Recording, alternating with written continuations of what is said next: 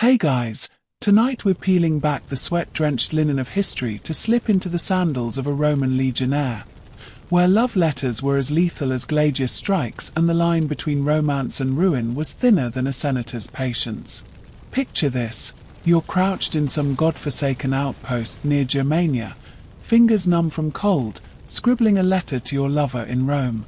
But this isn't some chaste miss you dearly note. It's raw, urgent, and probably stained with wine. Because in the legions, passion wasn't a luxury, it was survival. So, before you get comfortable, take a moment to like the video and subscribe, but only if you genuinely enjoy what I do here. And hey, drop a comment with your location and local time. Let's see how far this little campfire story travels. Now, dim the lights, maybe turn on a fan for that soft background hum, and let's ease into tonight's journey together. Your fingers fumble with the wax seal, her seal, the one she pressed into your palm the night before deployment. The scent of lavender and something darker, muskier, clings to the papyrus. You know this letter by heart already. If you return, I'll greet you at the gates. If you don't, I'll burn your name into my skin. Historians still argue whether these words were romantic devotion or magical binding spells, because in Rome, love and curses shared the same breath. Here's a mainstream fact to ground you. Soldiers' letters home were so common that the empire set up a military postal service, the cursus publicus. But the quirky tidbit: archaeologists found one note in Vindolanda where a legionnaire begged his family to send more socks. Socks. The man was facing barbarian hordes, and his biggest concern was cold toes. And then there's the really spicy stuff, the kind that makes scholars adjust their togas nervously. Some letters weren't just to lovers but about them, in graphic detail.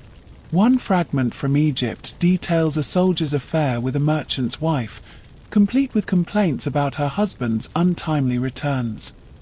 Another, scrawled on a shard of pottery, simply says, "Come to the baths at midnight. Bring the oil." No signature. No explanation. Just heat. But here's the kicker: these weren't just private fantasies.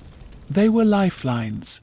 A legionnaire's average life expectancy in combat was maybe 10 years if he was lucky. You clung to desire because it was the one thing the empire couldn't tax or march out of you. And yet, even this intimacy was weaponized. Commanders knew lonely men fought harder. So they turned a blind eye to the lixi, the camp followers who blurred the lines between companionship and commerce. Which brings us to the open debate.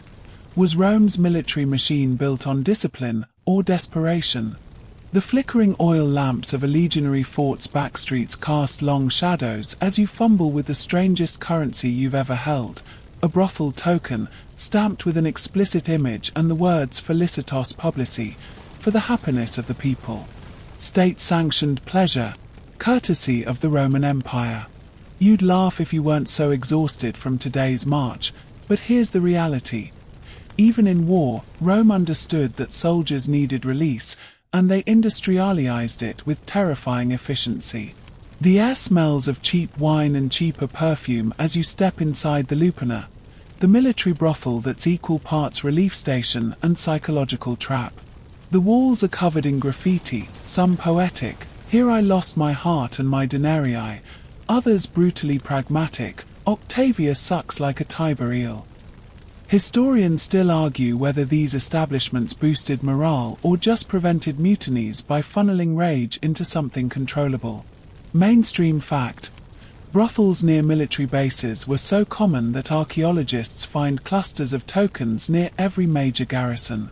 But the quirky tidbit: some tokens featured gladiators, the ancient equivalent of celebrity endorsements, and commanded higher prices. Imagine paying extra because your bedmate vaguely resembled the champion of the Flavian amphitheatre. Then there's the darker trade. The ancilli, enslaved women and men, who had no tokens, no choices. Their existence was a poorly kept secret, even as officers pretended otherwise. One fragmentary letter from a centurion complains about overly affectionate soldiers delaying drills because they'd grown attached to particular slaves. The open debate. Whether Rome's military brothels were early welfare systems or just another form of battlefield control. You hand over your token. The room is cramped, the mattress straw-stuffed and sour. Later, you'll lie awake wondering if this is what keeps you human, or what makes you just another cog in the war machine. The roar of the crowd shakes your bones before you even see the arena sand. You're not here to fight. You're here because she demanded it, that wealthy senator's daughter who's been slipping you notes scented with jasmine and something far more dangerous, ambition. Her fingers dig into your wrist as the gladiator strides past your seats, his oiled muscles gleaming under the punishing sun. They say he's killed 17 men, she whispers, breath hot against your ear. I wonder what else he's good at. Welcome to the dark side of Roman stardom, where gladiators were the rock stars of their day, and their groupies would put modern fanatics to shame. These weren't just casual admirers. Women of high status would pay fortunes for a night with a champion, sometimes even mixing their blood with his sweat to create love potions.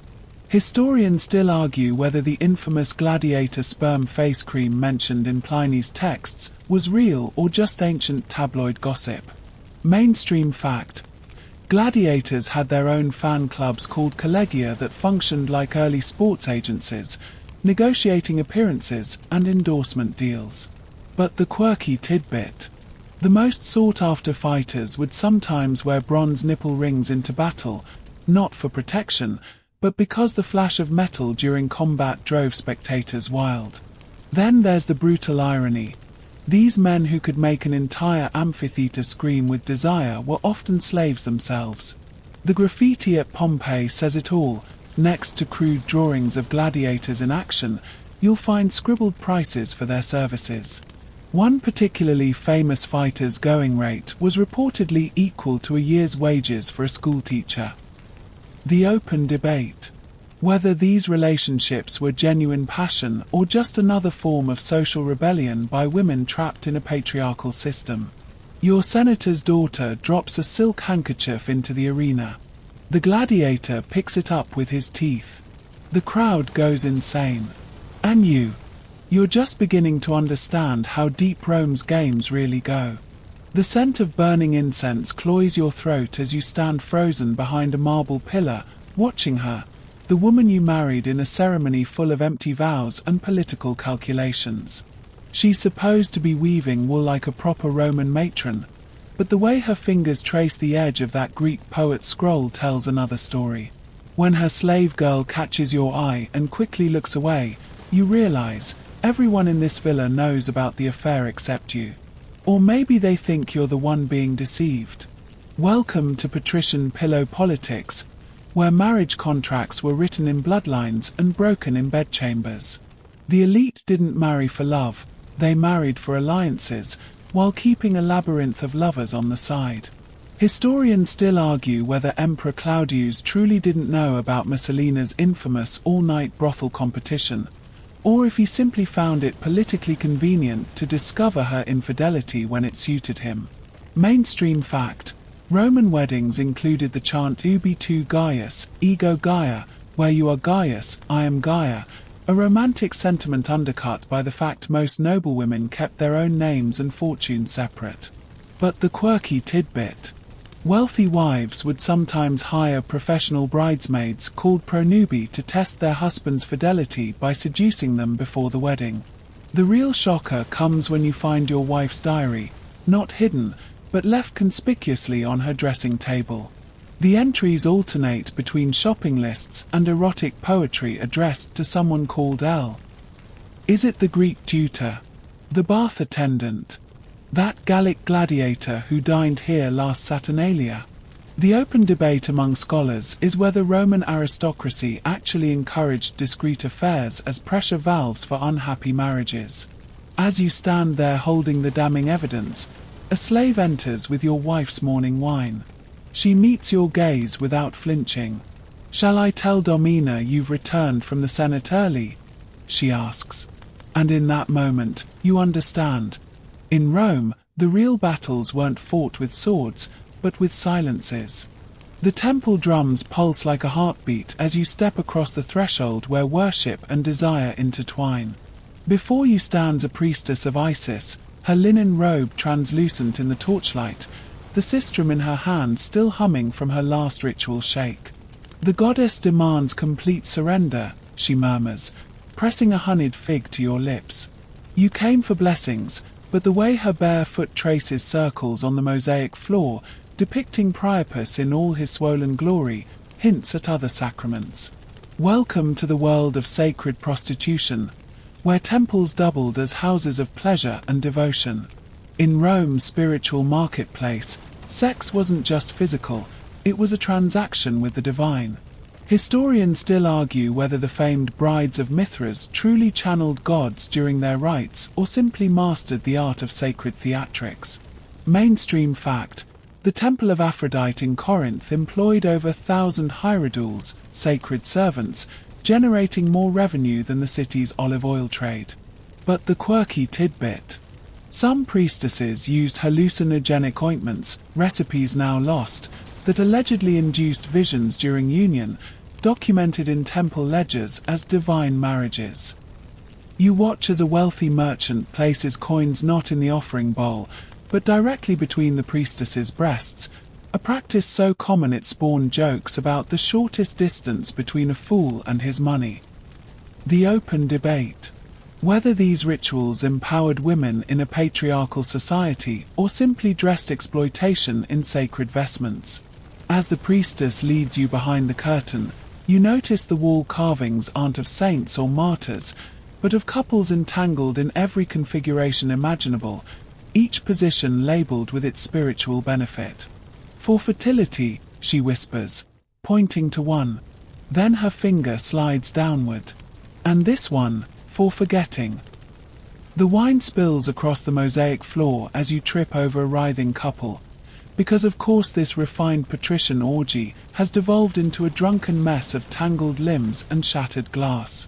Someone's vomiting in the corner fountain, a senator's wig is on fire, and you're pretty sure that wailing comes from a slave who just got sat on by an over-enthusiastic consul. This isn't the elegant bacchanalia from your history scrolls. This is Rome's elite at their most brutally human. Let's torch the Hollywood fantasy right now.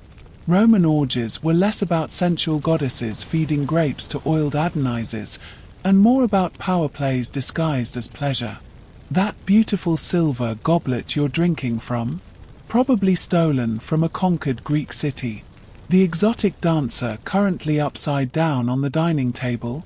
Almost certainly someone's war captive. Historians still argue whether accounts of these parties were exaggerated by moralists or sanitized by embarrassed aristocrats. Mainstream fact: the most infamous orgy host, Emperor Elagabalus, once smothered guests in rose petals so deep that several actually suffocated. But the quirky tidbit: archaeologists found a Pompeii brothel menu offering Greek style, African style, and mysteriously, mother's recipe, with no further explanation. You're debating whether to flee when the host, a grizzled general with wine dripping down his chest, drags you onto a couch. Ever played Kings and Barbarians? He slurs, producing a dice set carved from human knuckle bones. The rules: losers remove clothing, and ultimate losers become the conquered, a euphemism you don't want explained. The open debate: whether these parties were truly decadent or just stress relief for men who spent their days plotting murders in the Senate. As a naked poet begins reciting verses comparing your physique to a poorly plucked chicken, you realize Rome's real sexual revolution wasn't about freedom, it was about showing exactly how much you could get away with. The scrape of the stylus stops as you enter the atrium. Your new bride's personal slave freezes mid-sentence, her wax tablet tilted away just enough that you catch the words dominus and cruel before she smears them into oblivion. She won't meet your eyes as she kneels, but the flush creeping up her neck tells you everything. This household secrets are being recorded in real time. And you're the villain of the story. Welcome to the most dangerous intimacy in Rome, the forced closeness of slaves and masters, where every bath drawn and bed made could be either survival strategy or silent rebellion. The historians still argue whether those erotic Pompeii frescoes of masters with slaves depict common practice or elite fantasy. But the graffiti tells a darker truth. Scratched onto a barracks wall, one soldier complains his slave lover bit him so hard he needed stitches.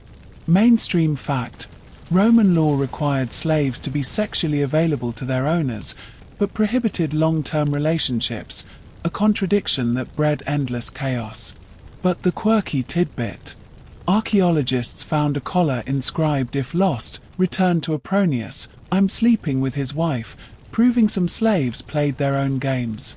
Your fingers graze the slave's wrist as you take the tablet. Her pulse jumps like a trapped bird. The unspoken truth: this girl knows where your wife hides her lover's letters, what poison tastes like, and exactly how to make your nightly wine just bitter enough to slow your reflexes.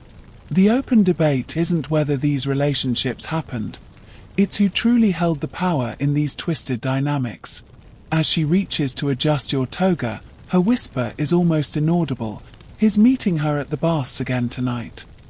And just like that, you're both accomplices. The trumpet shriek tears through your skull like a hot poker. Because of course the army schedules dawn drills precisely when your head is throbbing from last night's wine.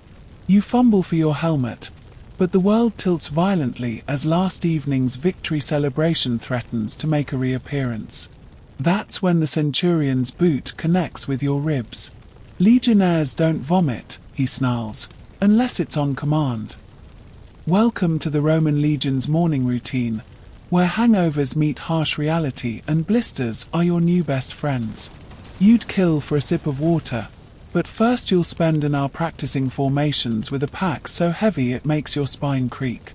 Historians still argue whether the army's notorious vinegar water ration helped prevent disease or just made everyone too nauseous to complain. Mainstream fact: soldiers were expected to march 20th miles in 5 hours with 60+ pounds of gear, a standard that would break most modern athletes. But the quirky tidbit: archaeologists found a stash of dice hidden in a soldier's shield grip, proving even the disciplined legionnaires cheated during downtime. As you choke down breakfast, a revolting paste of boiled wheat and whatever meat was cheapest at market, your tent mate starts retching into his bowl. No one helps him. The open debate: whether the army's brutality created unbreakable bonds or just broken men. The centurion barks another order. You shoulder your pack, wincing as last week's blisters burst fresh blood into your sandals. Somewhere beyond the camp walls, a bird sings. You hate that bird. Your left sandal strap snaps at mile 7. By mile 12, the raw flesh of your heel has fused with the leather in a grotesque marriage of blood and sweat. Every pebble on the Via Appia might as well be a dagger, but you don't dare limp, not when the centurion's vine staff twitches at the slightest sign of weakness.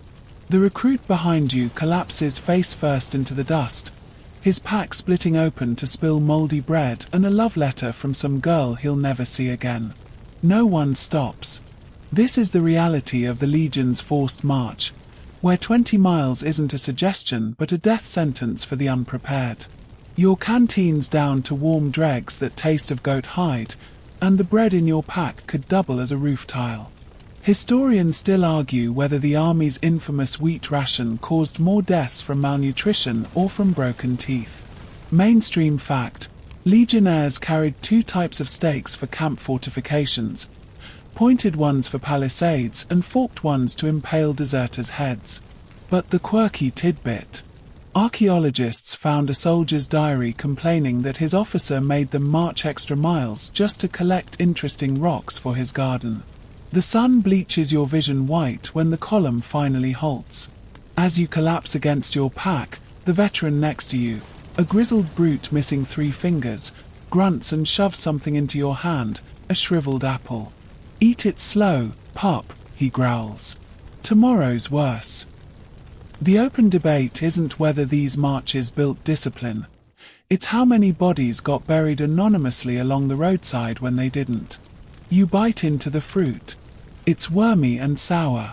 You've never tasted anything so glorious. The dice clatter across the barrack's rough wooden floor as your last copper coin joins the pile, another month's pay gone in 10 heartbeats. The giant Gaul across from you grins through broken teeth, scooping up his winnings with hands still crusted with yesterday's battle blood. That's when the Spaniard flips the table, howling about loaded dice, and suddenly you're nose first in the mud with a dagger at your throat. Just another Tuesday night in the glorious Roman Legion.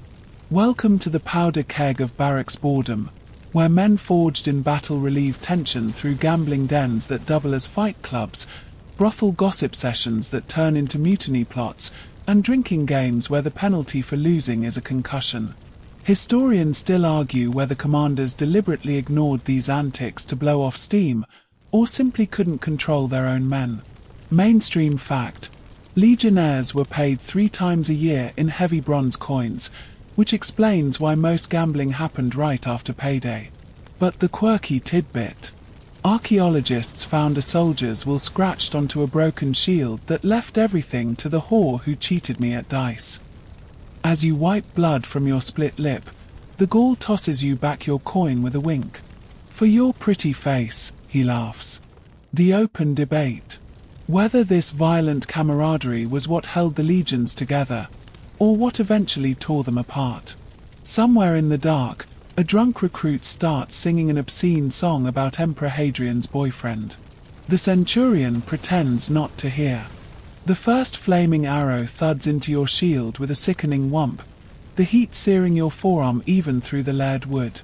Around you, men are screaming, not in pain yet, but in raw terror as the testudo formation locks tighter, a tortoise shell of trembling shields.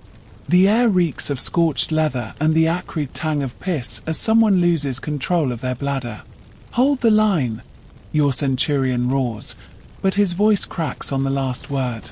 You peer through a gap in the shields just in time to see the cauldron of boiling oil tipping over the enemy walls. This is the testudo's true horror, not the arrows or stones, but the waiting. Your arms burn like they're melting, your knees threaten to buckle, and the man behind you is sobbing openly now. Historians still argue whether this formation was brilliant tactics or psychological torture for both sides. Mainstream fact: a proper testudo could deflect boulders dropped from 30 feet, but only if every man held perfect position. But the quirky tidbit: archaeologists found a shield with 17 arrowheads embedded in it, and a crude carving of a phallus beside them, suggesting some soldiers kept their sense of humor even in hell. The oil hits. The screams this time are different. The man to your left collapses, taking half the formation with him. The open debate isn't about military strategy. It's about how many legionnaires died from sheer exhaustion before the enemy ever breached their shields. As the chaos erupts around you, you realize 2 things simultaneously. Your sword arm is broken, and you're somehow still alive. The veteran next to you spits blood and mutters, "Welcome to the Legion, kid." The lots clatter in the bronze helmet like the teeth of 100 chattering ghosts. You stare at the marked pebble in your palm, unscathed.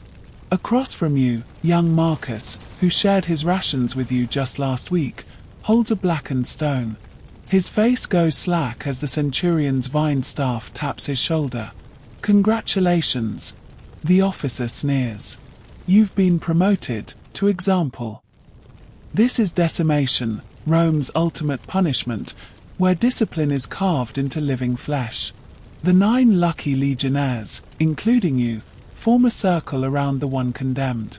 Your clubs feel heavier than your swords ever did. Marcus doesn't beg. He just whispers his mother's name as the first blow cracks his kneecap. Historians still argue whether this brutal practice actually prevented mutinies or just bred deeper, quieter rebellions. Mainstream fact: decimation was so rare that some scholars believe it happened only a handful of times, but when it did, the psychological scars outlasted the physical ones.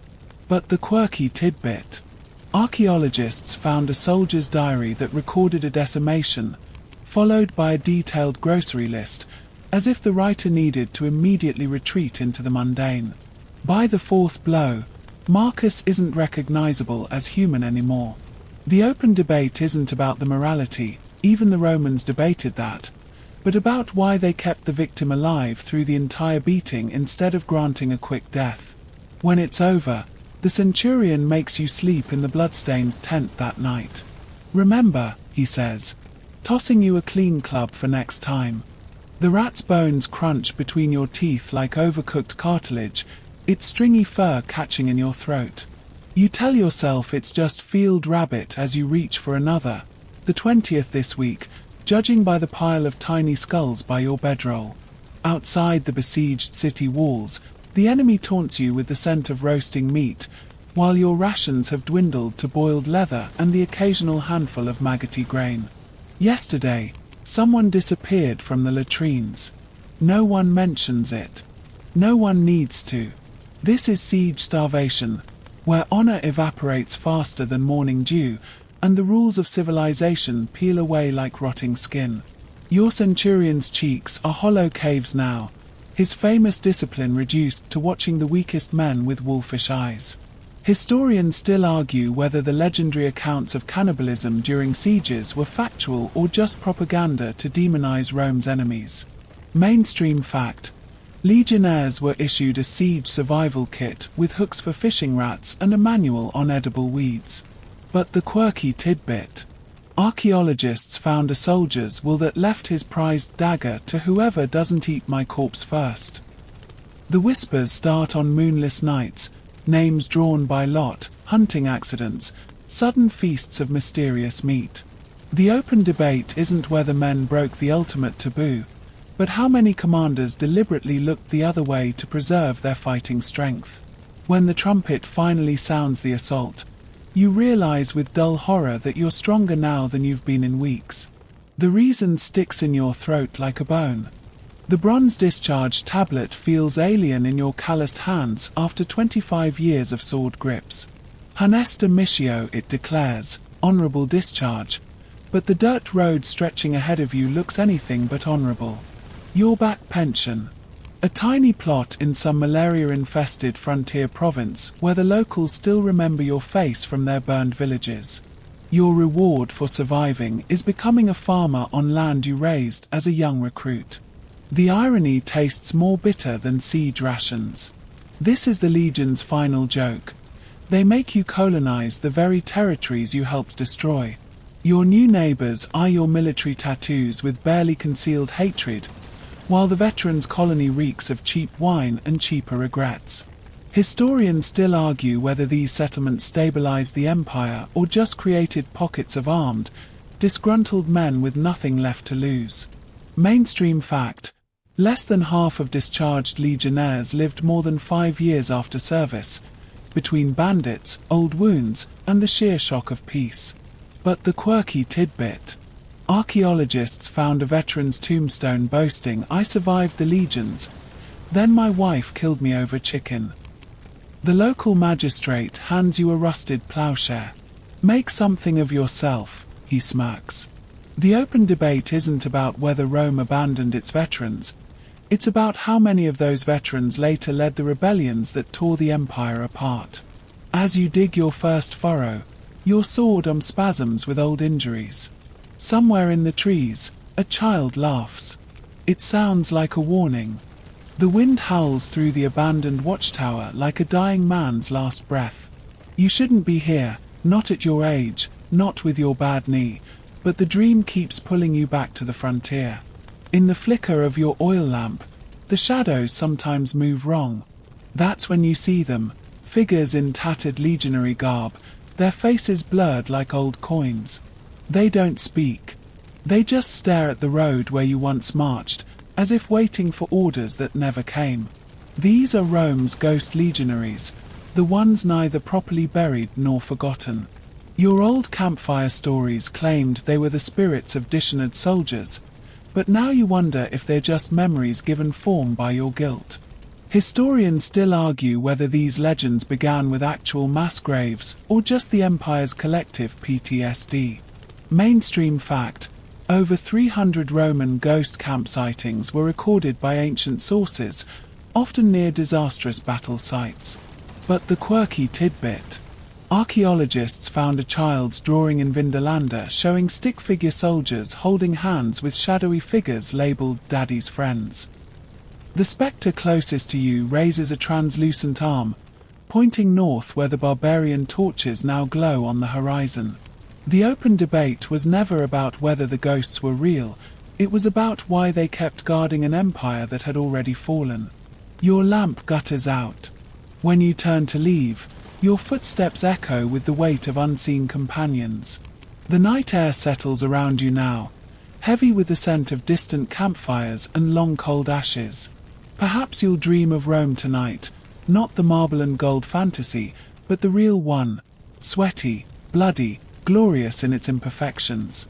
The empire lives on in strange ways, in the roads we still walk, the laws we still quote, the love letters we still write with trembling hands.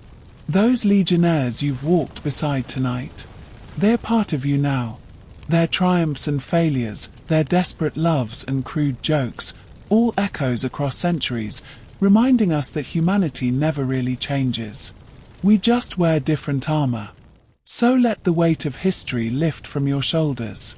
Let your breathing slow to match the rhythm of peaceful centuries. The watchtower ghosts can keep their vigil, your service is done. The last light flickers. The night whispers its forgiveness. Sleep. The wind howls through the abandoned watchtower like a dying man's last breath. You shouldn't be here, not at your age, not with your bad knee, but the dream keeps pulling you back to the frontier. In the flicker of your oil lamp, the shadows sometimes move wrong. That's when you see them, figures in tattered legionary garb, their faces blurred like old coins. They don't speak. They just stare at the road where you once marched, as if waiting for orders that never came. These are Rome's ghost legionaries, the ones neither properly buried nor forgotten. Your old campfire stories claimed they were the spirits of dishonored soldiers, but now you wonder if they're just memories given form by your guilt. Historians still argue whether these legends began with actual mass graves or just the empire's collective PTSD. Mainstream fact: over 300 Roman ghost camp sightings were recorded by ancient sources, often near disastrous battle sites. But the quirky tidbit. Archaeologists found a child's drawing in Vindolanda showing stick figure soldiers holding hands with shadowy figures labeled Daddy's Friends. The spectre closest to you raises a translucent arm, pointing north where the barbarian torches now glow on the horizon.